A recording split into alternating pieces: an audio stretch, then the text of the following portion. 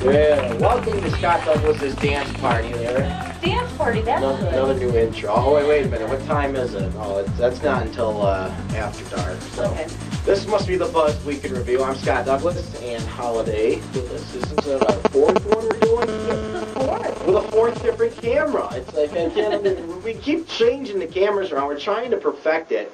And one of these days, I think we're actually going to get it done the way we want it. I think this is the week. I hope so, please, because she knows after I get done, I just pull my hair out because I have all sorts of problems. He's obsessed all weekend. I'm like a perfectionist. I can't get it the way I want. And of course, she had to wear the same shirt as me today, so I couldn't have that. So I had to put the zip up on here.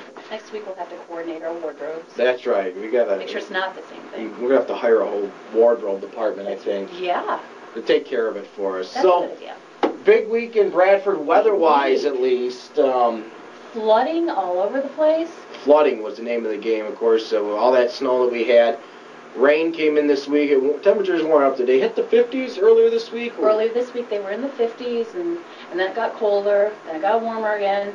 And then with all the rain we had, we still had snow on the ground, and that caused the flooding, all the runoff. And it wasn't as bad here as it was in other areas in McKean County, Potter County, and then across the border in New York State. It was pretty bad. That's right. Limestone got hit the hardest, as always. They do. Always. Driving through Limestone, it just looked like a giant lake there. Everything was just flooded. The roads were closed. What road was it? Riverside Drive. Riverside Drive. Actually, there's a concert club there that for a while its name was actually the Flood Zone because it floods every time. And that's right where it was too. And then the rage in Allegheny, driving home. I actually took some pictures for Anne to put up on the website. Thank you very much. Salamanca was just getting hit pretty hard with the Allegheny River. It was above flood stage, wasn't it? Yes, it was. The flood stage, I believe, is 10 feet, and it crested at 12, I believe, something like that, 12, 13. Wow. So, yeah, that was bad. And actually, on the Buffalo News, they showed a for sale sign where the water was probably 3/4 up the actual sign where it says the name of the company. Not exactly sure what street it was on, but I bet it was probably right down by the river. Probably, I would imagine. Yeah, they didn't say what street it was on. And then also there's a little town called Great Valley that was, an entire trailer park was flooded. I saw that. So there was a lot of flooding in Cattaraugus County. But you get that this time of year. Every February it seems like we'll get a thaw, and but we really didn't have much of a winter yet. No, we didn't. But it was just enough snow to cause problems when it melted. Yeah, there were actually in 1999, I believe, in January there was a really big flood around here. Oh, really? Yeah. So. Anyway, so we're used to floods this time of year. Yeah, so that's getting taken care of. Things are starting to get back on track. The winter weather is making a return this weekend here in Bradford and the Twin Tiers. And Anne got to play tour guide earlier this week. Yes, I did. Tuesday night, I got to give a tour to, it seemed like 50, but it was actually 10 Cub Scouts from Cub Scout Pack 416 right here in Bradford. And I showed them the new studio, which they were really interested in that and some of the other things, but the most interesting part of the tour for them was, this is the microphone Scott Douglas uses? Oh, come on, you're making me blush. Oh yeah, one little kid said, Scott Douglas works here. I said, yes, I know. And he was just in awe with your picture and your desk, and he loves you. He thinks you're the... Okay, well, just make sure I never meet him in real life, because I don't want to disappoint him, because believe me, it will happen. Well, hey, yeah, you don't want to really meet us, because we're not as cool as we... Yeah, we get hyped up pretty much on the radio. Then they meet you in person, you're like, well, you're no fun. It's like, that's it? Well, we usually get paid to do it on the radio, so we start pulling out some cash, then maybe we'll liven it up for you. Radio people are kind of shy. That's why we're on the radio. That's right. So why are we on the internet? I don't know. We like publicity. We're trying to branch out. It's free therapy for it. That's what I always say. We're dealing with that fear of being seen by everybody, and we're just trying to ease it into it just with everybody in the world that can log on and see it. It's good for our mental health, so tell all your friends. Tell all your friends to watch it. Help us. And speaking of friends, it seems like the community is really coming together here, because I had a little, I guess I shouldn't say a little problem, it's a big problem going on with somebody in my family. Of course, we were talking about it this week on the radio. My cousin's 5-year-old son, Hunter, is battling a rare form of cancer, and he is up in Children's Hospital. And they're trying to lift his spirits, and Hunter really loves paper airplanes. So what they're doing, they're trying to get into the Guinness Book of World Records for receiving the most paper airplanes. And the response has been unbelievable. I was talking about it earlier this week on my morning show. Put the press release and the information up on the website. We had so many hits on the website, more people calling and emailing in, what can we do to help, where do we send the planes?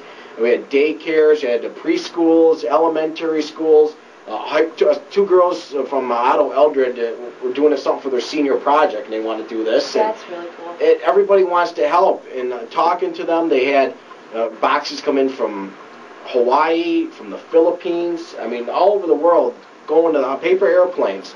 And they keep telling him that, we got, boxes of surprises waiting for you at home, because he's really down. And you got to thank everybody for helping us out with that. And go to ScottsMorningBuzz.com. You want to read about it.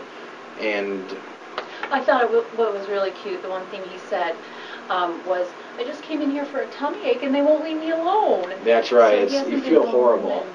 It was just a little kid. I actually have a nephew that age, and you have a daughter that age, and I can't imagine, like you said, you can't imagine if something like that happened to one of your kids.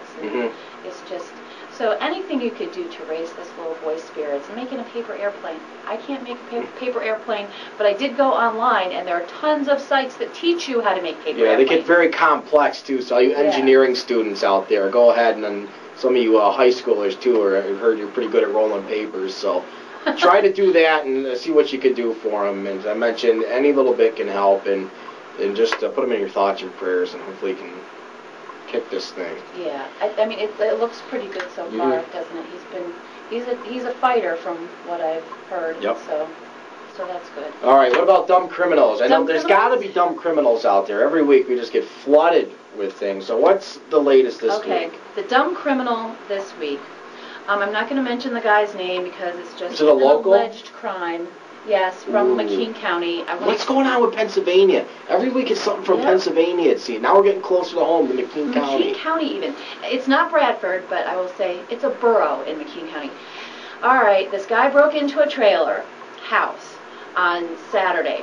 And then he was caught, and he told police.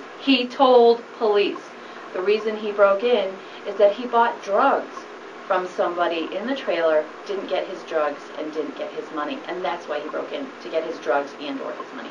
So that's, wait a second, the guy was going in to get his illegal drugs, I take it. Yes. Couldn't get in, and he told cops that he wanted his illegal drugs back. That's why he broke in.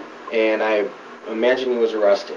Yes, he was arrested for burglary, but not arrested for drugs yet. I assume that is coming. Charges are pending. Yes.